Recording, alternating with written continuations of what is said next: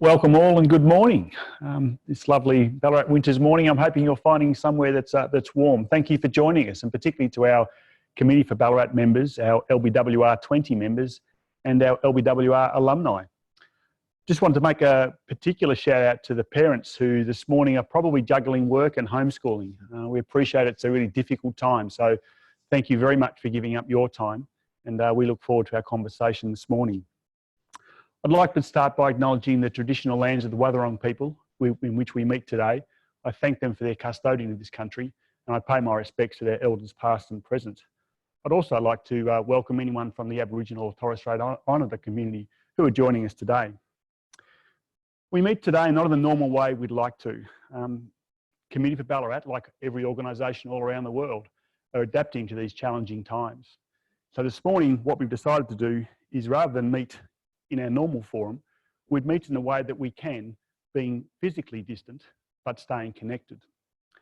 So today we bring together two of our community leaders, our business leaders from Sovereign Hill, Sarah Kwan, CEO, and Damien Butler, Chair of Sovereign Hill Museum Associations. And we're going to face some of the conversations with them in relation to their leadership through this time. We'll talk leadership at a time of crisis. We'll talk leadership at a time of great change. And importantly, we'll talk leadership in relation to growth and opportunity. This is a challenging time, but we will get through it. And there will be moments that we need to reflect upon, but importantly, seek to what the future might look like. I do invite you to submit any questions that you have today. There is a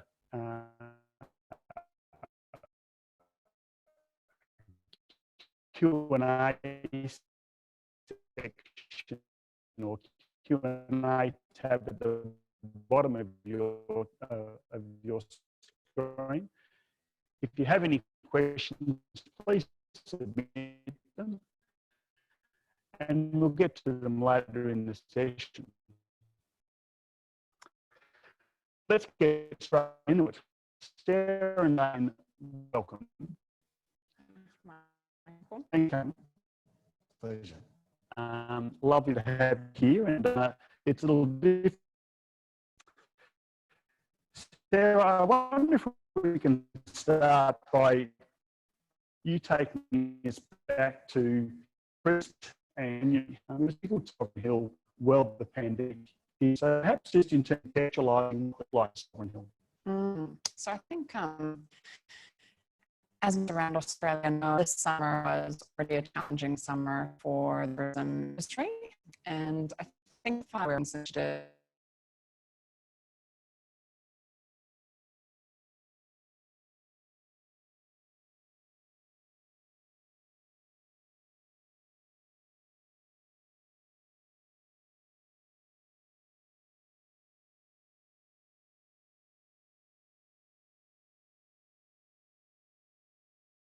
we already had an environment where we were watching very closely how that was impacting on Sovereign Hill and on the tourism economy.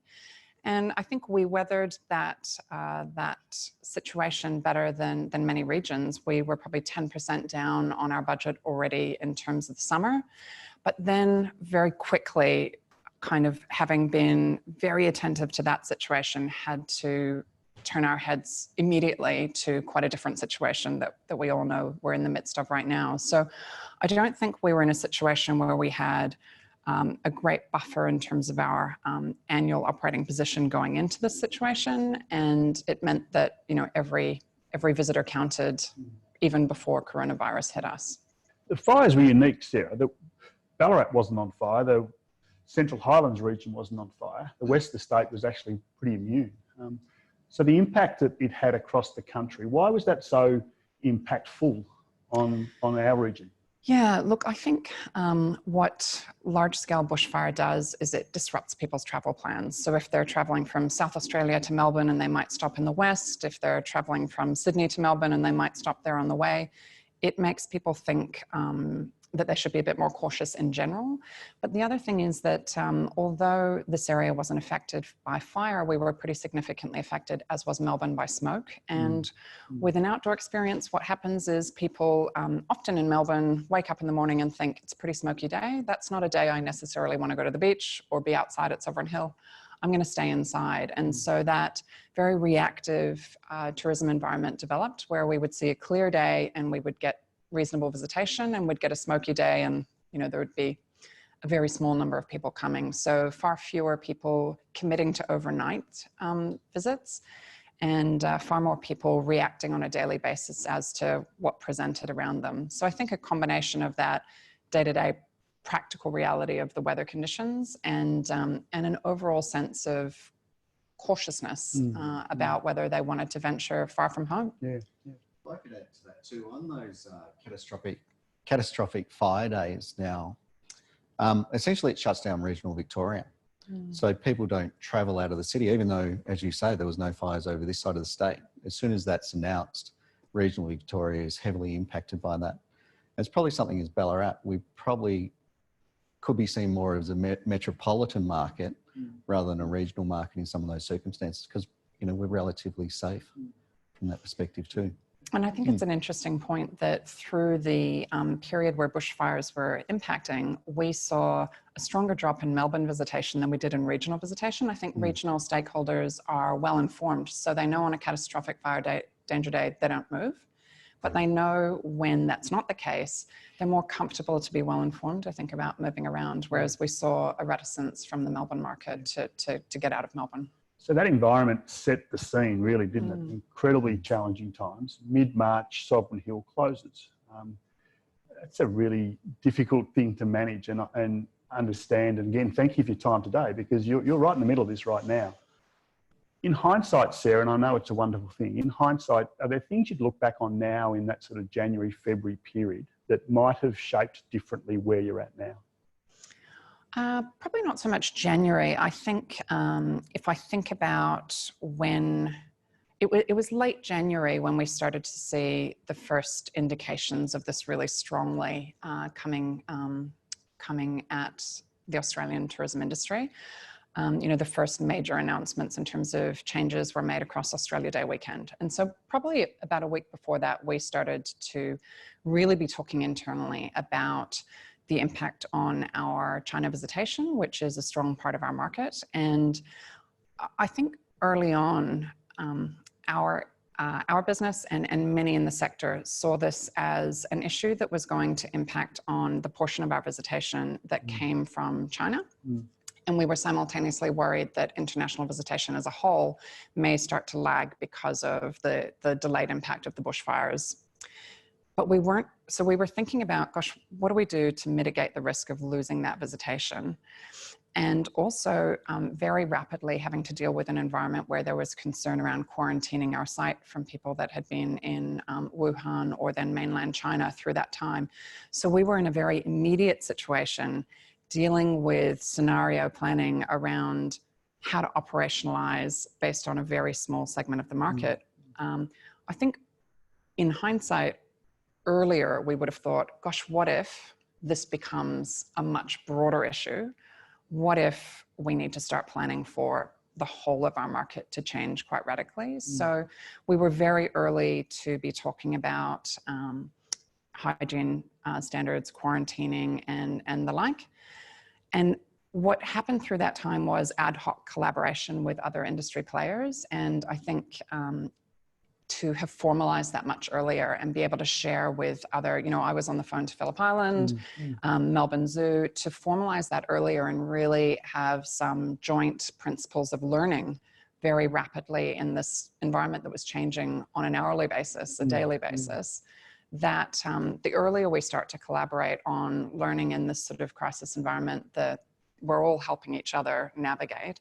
And the visitor and the public need some consistency in response, I think. So those are areas where I think we would have thought bigger earlier, and we would have collaborated earlier. And look, we'll get to collaboration and certainly what comes out of this shortly. So it's a really important point you make, and thank you for that.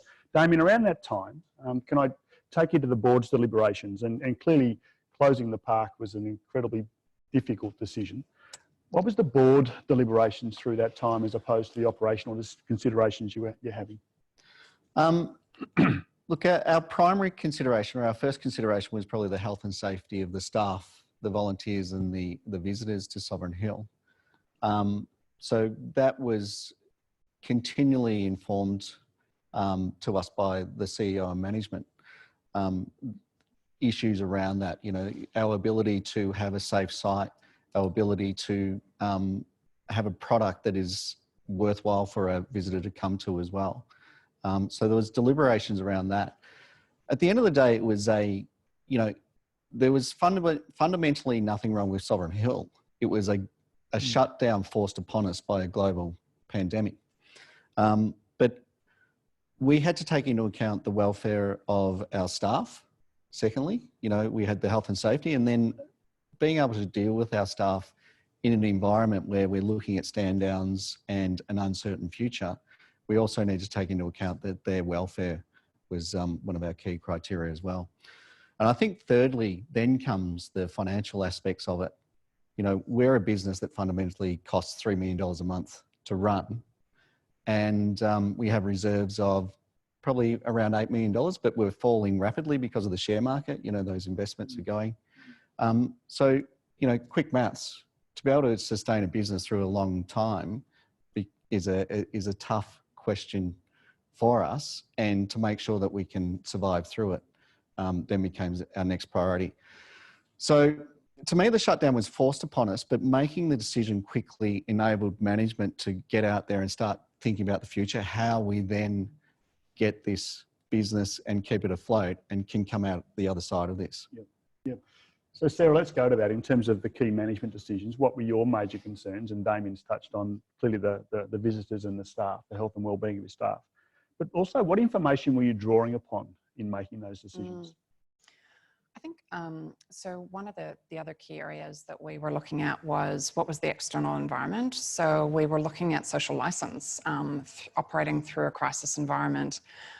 If you're the last organisation that is open and visitors are starting to become apprehensive about the external operating environment, you don't really have the social license to operate out on your own. So this is in a period, many organisations were closing before the government mandated closures. So we were also looking at and benchmarking and discussing with similar organisations. So through that time, Phillip Island and Melbourne Zoo and ourselves were having a lot of conversations around how we were navigating social distancing and rapidly changing an operating environment to respond to that health and safety need that Damien talked about. So operationalizing massive changes, you know, we were closing parts of our organization's visitor experience down. We were changing the way we delivered others very rapidly. And so not only are you drawing on data in terms of what change we should make, but also the control measures that you have in place, because you're making very rapid changes that normally businesses might plan for months,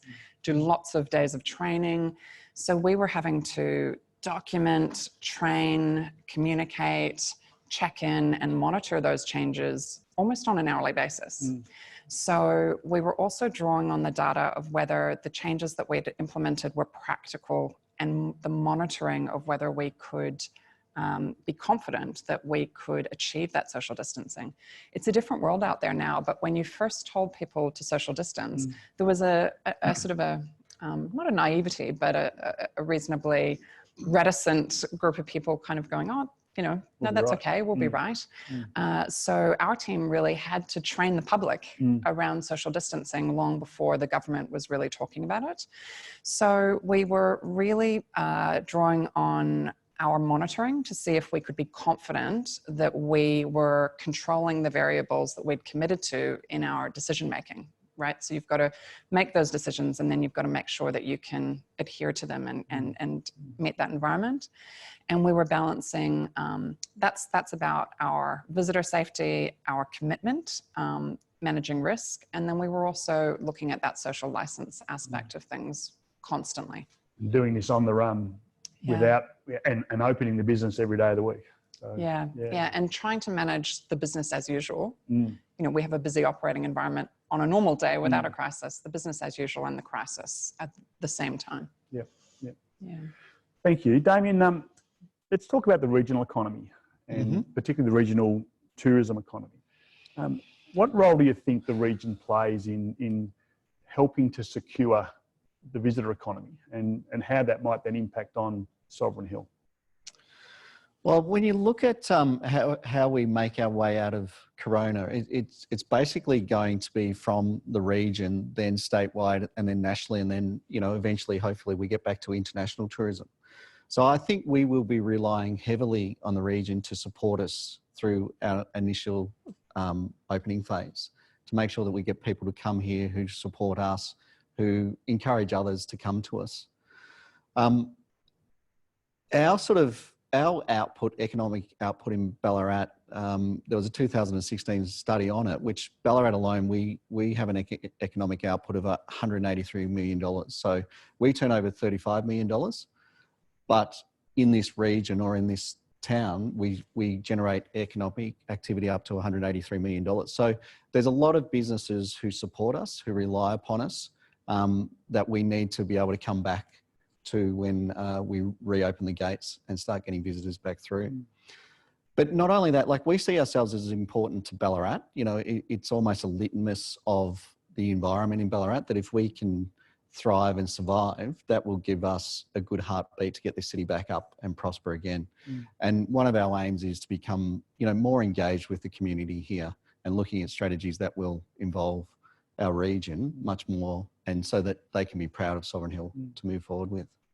It's a good segue, Sarah, into some of the specifics, and you don't need to go into any detail if you don't wish to, but the importance that Sovereign Hill has for the visitor economy in this region, that specific things that Sovereign Hill do that are so critical. Are you looking at those things now? Are you reimagining some of those things? Yeah, I think very much we are still in the midst of a crisis. We have an organisation that's closed, but we're also very cognizant of our role in the recovery phase of the visitor economy. And so I think, Damien talked about that financial impact. We're also conscious that we're going to be reopening into an environment where there's been a lot of job losses. Sovereign Hill employs 350 odd people, and yet there's a further 1,300 plus jobs that flow from us being open. And so it's the dollars, but it's also the jobs. And, for our recovery as an economy and as a community, we need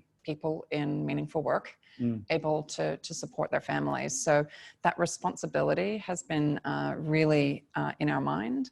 But I think also thinking about the symbolism.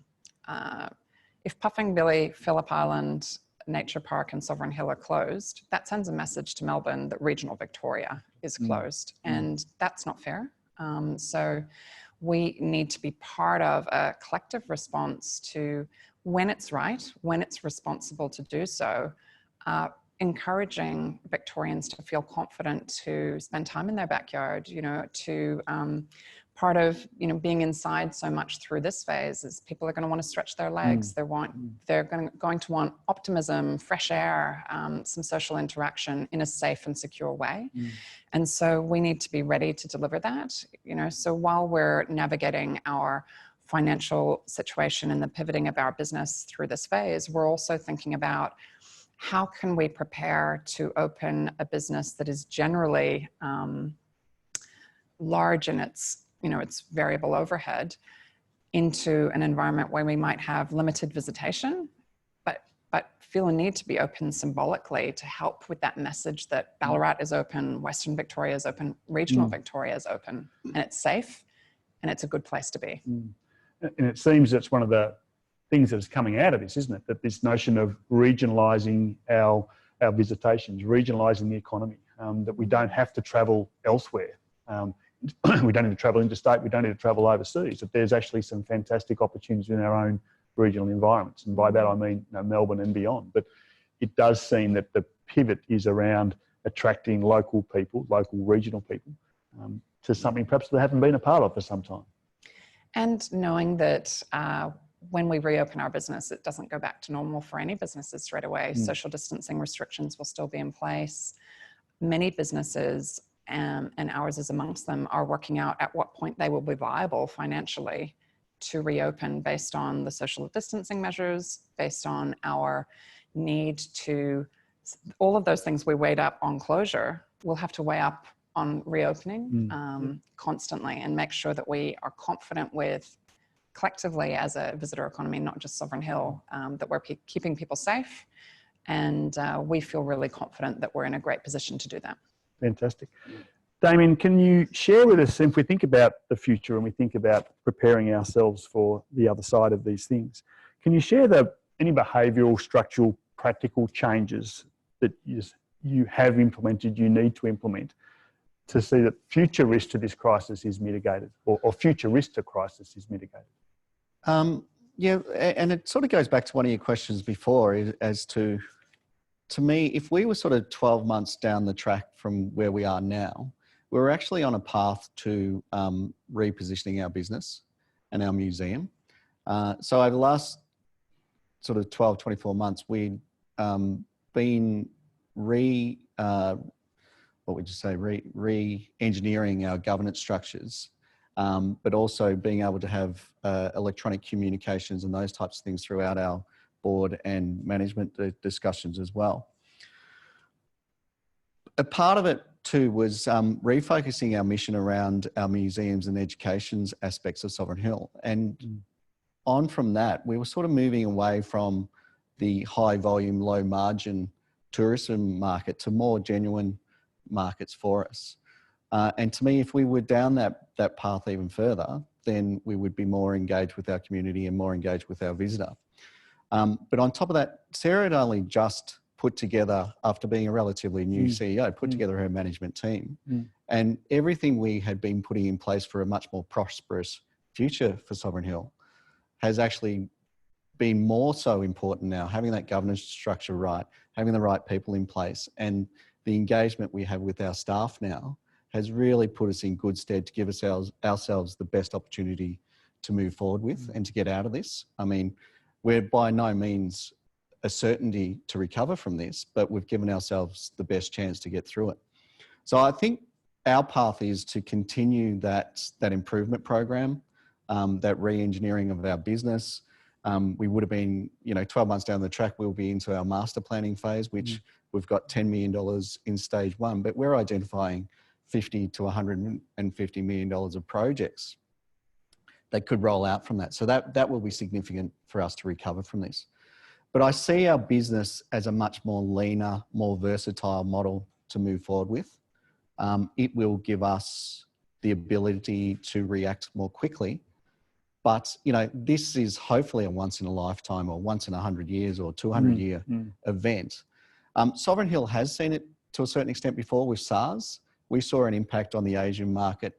And that was when we actually started our foundation and reserve funds at Sovereign Hill. So we have seen this impact before, but not to this extent. But we'll certainly be planning for it and preparing for it more in the future. But I think we stay the course. The things that we have done have served us well, and the improvements that we intend to make will also serve us well, not only for the better times, but also for the crisis times. Anything to add there, Sarah, in a practical sense for you? We can't prevent a situation like this. And hopefully I absolutely agree with Damien. I hope there's only one of these in my career that I have to navigate. But we have to mitigate the risks and be ready to respond. And I think one of the things that's really come to the fore is your organization and our organization has to have built the muscles in the business that they need to flex long before you have a crisis. So at a practical level, if you know how to communicate effectively with your team, if you know how to engage and mobilize your middle management to react to things quickly, if you know how to adapt as a business in times of business as usual, well, then you flex those same muscles in a crisis. Whereas if you're in a crisis and you're trying to build new capabilities that you've never had before, that's when it's really challenging. So I think at a practical level, we have to build businesses that are ready to respond to these sorts of situations. They might be global or they might be business specific, but the more we build those capabilities in times of strength, then the more we're able to call on familiar skills, familiar environments to activate our team. And I think that's one of the areas where we, in our debrief, once we're through all of this, we'll say which areas were we really strong at that we're good at anyway, and which areas in normal times do we need to strengthen so that we really So as a lesson to other leaders, or a learning, I suppose, from your perspective, Sarah and Damien, and lessons that we can all take out of these things, that reacting in crisis is not a reaction to what occurred. It should just be it's amping up further the behaviours and practices that you currently put in place. So they have to be strong to start with. Yeah, that's right. We have to amplify the things that we're good at and use those skills even more through these times and more rapidly, and it's more exhausting, and there's a different operating environment. When you're dealing with, we're constantly talking about this is unprecedented. We haven't all been through this. We haven't done this before, but we should call on skills that we have used for other things before. You're both reasonably new to your roles. You're both about 12 months in, I suppose, to both chair and CEO. For, I guess, the learnings out of this for you guys, so there's some specifics there that you want to take us to. Damien, perhaps for you as a chair in a really important role in the town. What are your learnings from this point in time? Don't be president in a crisis. No. Don't be present or president. Time. Yeah, that's true. Look, there's so much to take on with this crisis. The problem is everyone is in crisis. It's not a tourism industry crisis. It's not a Ballarat crisis. It's a worldwide crisis. We've got a board who are volunteers, and every one of those board members is having a crisis, and many crises. You look at yourself, you've got your business, you've got Sovereign Hill, you've got children at home. Everywhere you look, there is that panic.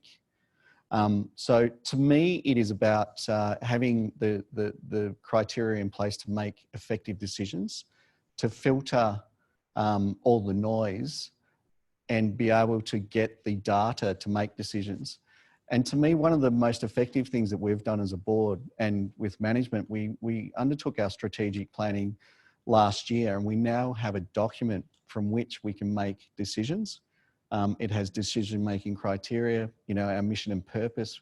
Every decision we make, and there's been decisions through this time which I know management have had to make on almost an hourly basis.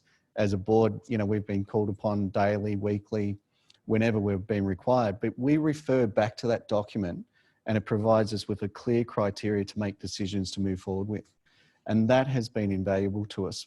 I feel that had we not done that, and had we not evolved the organisation, we could have been like deers in the headlights. We could have been just paralysed, unable to make decisions. And it's important you make decisions and you move it forward. Sometimes they're wrong, but we are continually refining and improving those. And things change, which makes you change the course. But we have a document there that we can really refer to, and it gives us a great way to move forward and make those important decisions. I think just picking up on the document that Damien's talking about encompasses our purpose and our mission, the decision-making criteria that we all agreed, and also our values. And I think, an organisation needs to live its values, and it comes to the fore through a time like this, absolutely. So, we have been looking at a decision and saying, right, for us, equality, respect, safety, these are parts of our values. These are fundamental to our business every day. How do we make a decision around these momentous, huge things that we're trying to tackle, balancing the sustainability of our business, the safety of our staff and visitors, but also how do we respect the people that we're dealing with through this crisis? Damien talked about the job security of our team, and a lot of that has come down to being really transparent about how we use that tool, the strategy on a page tool. And the greatest feedback we got from our team is we communicated often, but we communicated really transparently. These are the things we understand and know. These are the things that we actually don't know. And that's okay. And we are going to change our mind about things because the situation is changing. But we voiced that. We were honest about it. And there are a number of scenarios. This is the best case scenario. This is the worst case scenario. We will land somewhere between them, and I can't tell you where. But I'm going to be honest about what that looks like, and I'm going to be honest about what that looks like. So that sharing of, I think, that scenario planning and that real transparency of everything that we deliberated as a board and management that we shared with our team, because this is their journey, just like it's the leaders of the business's journey. What I hear earlier from you, you'd like to think that was business as usual. That's what you were doing anyway. This is even more important right now, but it is the culture that you've tried to establish over a period of time. It is, Michael, but I think, the week before we closed, I bumped into two of our staff and they were talking to each other and I said, hey, what are you guys talking about in times where we could see each other? And they said, our culture has changed this week, navigating the start of this crisis, and it'll never be the same again. And it was in a positive way, not a negative way. I don't think our team have ever felt more equal. And, the universal nature of this crisis means we are all impacted by it. We are making decisions. Every single one of our staff has had an impact to their livelihood.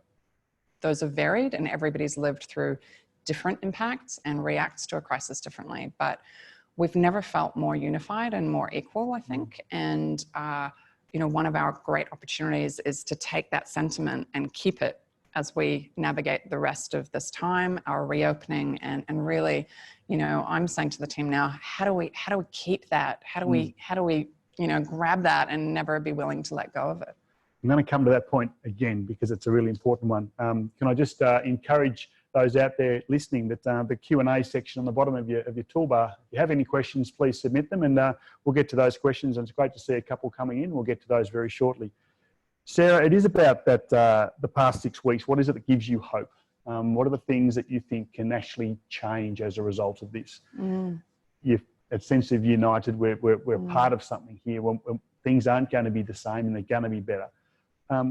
What else does give you hope in terms of what you've seen in the way the community has come together in the last few weeks?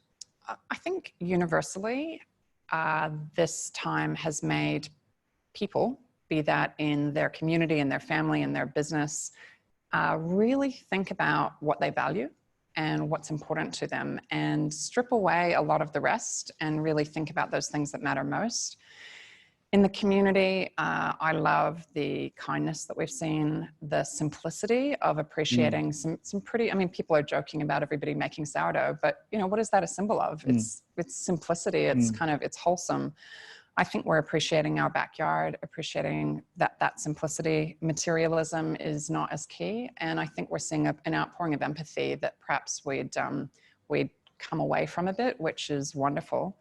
In a business community, yes, we're in crisis, but wow, not a day passes where I don't see a business that has become more agile, pivoted what they're doing. I love walking into town and supporting a business like Forge that is just doing something different and reacting to a situation they can't control. So I think that creativity and ingenuity, I think that'll continue. And I'm looking forward to us continuing to embrace that too. Yeah. Damien, you wear two hats. You're running a very successful business in town as well as being the chair of Sovereign Hill. What have you seen that gives you hope in terms of where we're heading?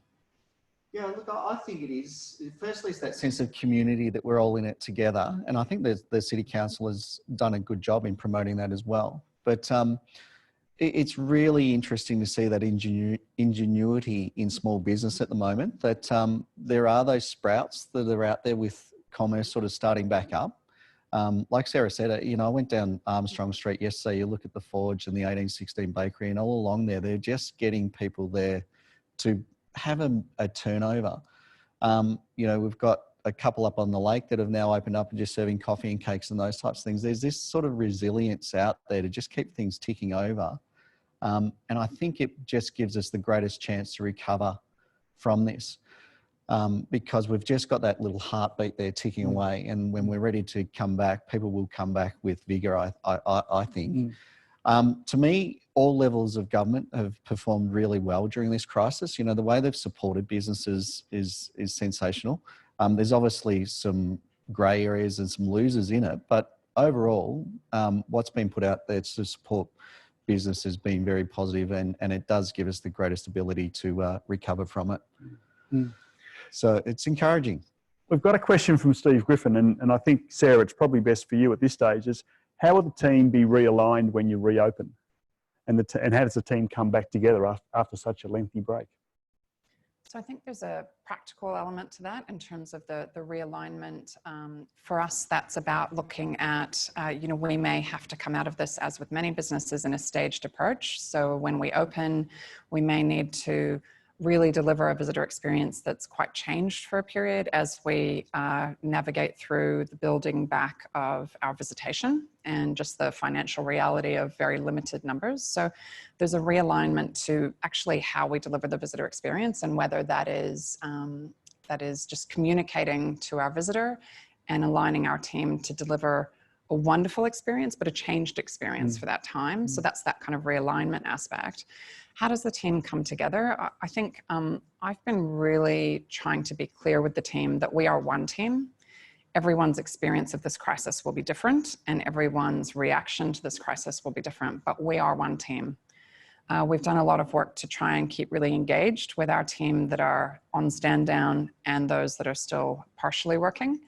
We've got a university that's given free courses through to December to our team, Auslan Sign Language lessons online, Mandarin Chinese lessons. We've had a teacher of Mandarin Chinese donate her time we're about to go out to communicate that to our team. So that's about keeping that sense that we're one team together and sharing what is happening, so that they feel an anticipation and an excitement, but also they are part of this journey. Just because they're not coming to work every day doesn't mean they're not. And so really keeping that engagement throughout and that commitment to communicate and to be genuine. I want their input into how we're navigating the reopening phase. That's going to be key to re-engaging as one team, but it won't be without its challenges, because it will be staged, and we don't know when we'll reopen, and we don't know what will look like at that point. The uncertainty of that weighs heavily, I'm sure. It does. And if there was an end in sight, you could be really clear. Yeah. I had a conversation with our leader of the horse area, and he said, it takes 3 months to get a horse able to do what they do at Sovereign Hill. So do I let them relax or do I keep them fighting fit? If I've got a date, I can work back from that. Those are the sorts of diverse decisions we have to make every day. Yep. Damien, you're one of a number of chairs. Sarah, you're one of a number of CEOs who no doubt are having some sleepless nights. How are you managing that yourself? Well, personally, I'm just trying to keep to a routine, trying to keep things like exercise up, diet up, all those types of things. My office, most of my staff are now working from home, so it's a fairly good area that's void of too many people, so I can social distance. So that gives me that ability to go to work and still come home from work and engage with the family and those types of things. So keeping to those types of routines. But to me, sleep was an issue at the start, but I think moved past that, and regular exercise, working through problems and making sure we get to solutions is important. So that's not always playing on your mind. But good question, Michael. Sarah, you've got 2 daughters at home who are in primary school. You've got a partner who's working full time. How are you travelling, and what are you doing to look after yourself? I think absolutely. Sleep is a bit of a novelty still for me, but I think we've got to find the joy in every day. And we, as an executive team, said, what are we doing to navigate this environment? And one of them said, I'm taking a break every day and going for a run. Well, I don't run, but every single day I take my kids by the hand and we walk the streets of Soldiers Hill and we look for bears in the window, and it's 20 minutes, but it breaks up the day and it's really joyful. And I listen deeply to them tell me about, their art or maths or homonyms, or there's so many things in primary school education that I don't have any idea about. And so kind of allowing ourselves to be present in that moment and really just soak up the relaxation and the family time. And we talk a lot about that as a family. This is a time where we've spent more time. My kids do activities 4 nights a week. I work morning, noon and night, and we've spent a lot more time together. Last night I sat down and played cards with my kids and allowed myself not to be distracted by the enormity of what's going on. So it's taking those moments when we can, I think, and programming them in. I think that routine that Damien talked about has been really important too. But also problem shared is problem halved. You know, I've got a really good friend that now I walk for an hour a week on the phone. She's not here. And we talk for an hour every week. And it's just, you know, spending time with people that can support you outside your bubble as well as inside it. Yep.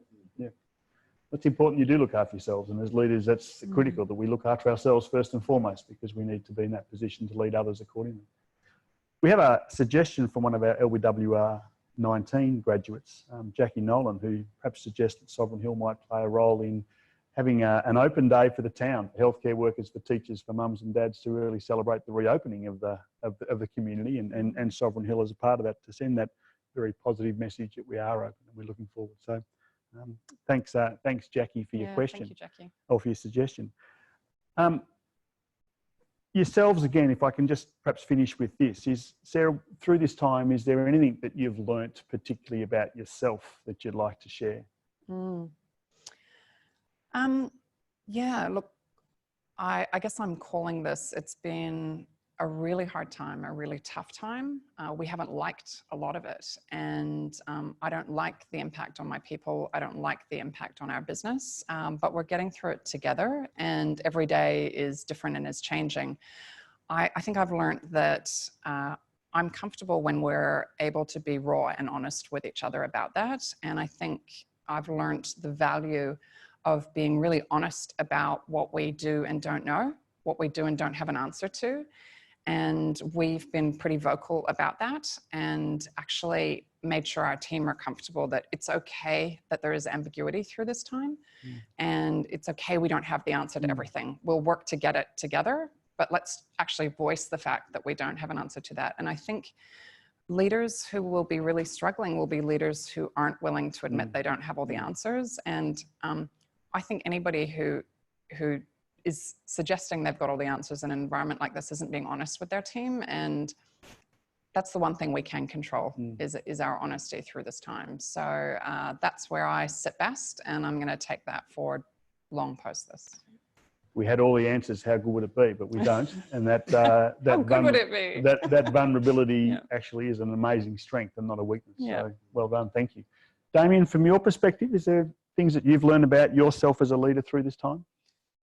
Yeah, it's been a really enlightening time. Like, as you know, I'm a chartered accountant. So through these times, I tend to deal in a lot of doom and gloom, you know, winding up businesses or putting them on mothballs and those types of things. But to me, the best thing that's come out of this is the order of priority. And for Sovereign Hill, you know, it's been sort of people and community is number one, and financials then comes to the second order in that. And the two are not, you know, they are linked.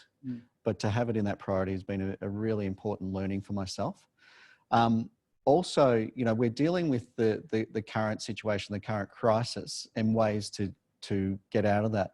And we're fortunate, we've got a good Kiwi female leader ourselves at Sovereign Hill. But, you know, we've got a staged approach to that. You know, if this happens, we can do this. If not, we go to this stage. And it's that kind of staged approach to how we react to this crisis. But beyond that, it's looking to the future. Like, we actually are having some really exciting talks about what, and it's termed Sovereign Hill 2.0 is going to look like. You know, this is an opportunity for us to, whilst we've got staff there, to really make Sovereign Hill look its best for its opening, but what can we do to really invigorate this place in the future? And as I said, like, if we can get that $50 to $150 million of projects off the ground, I mean, we can really help drive Ballarat out of this. And that's pretty exciting. Absolutely. I have one last question to you both. It's a bit ambiguous, but you'll find the right answer. But I want you, Sarah, to finish this sentence for me. It all comes down to. I think it all comes down to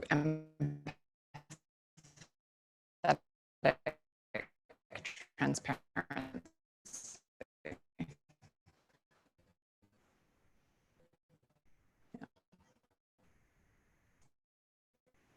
Thank you.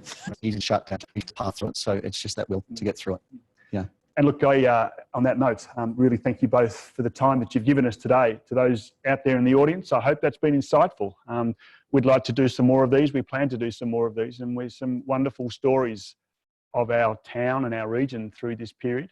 There's some great learnings in those stories. And I really thank Sarah and Damien today for giving up their precious time to be with us. Nice to be able to get out. We are physically distant. We are connected, and that's been really important. So on behalf of all of those listening, please thank you to Sarah and Damien. And we'll talk to you again. Thank you very much and goodbye. Thanks, everyone. Thank you. I don't know what we do now, but...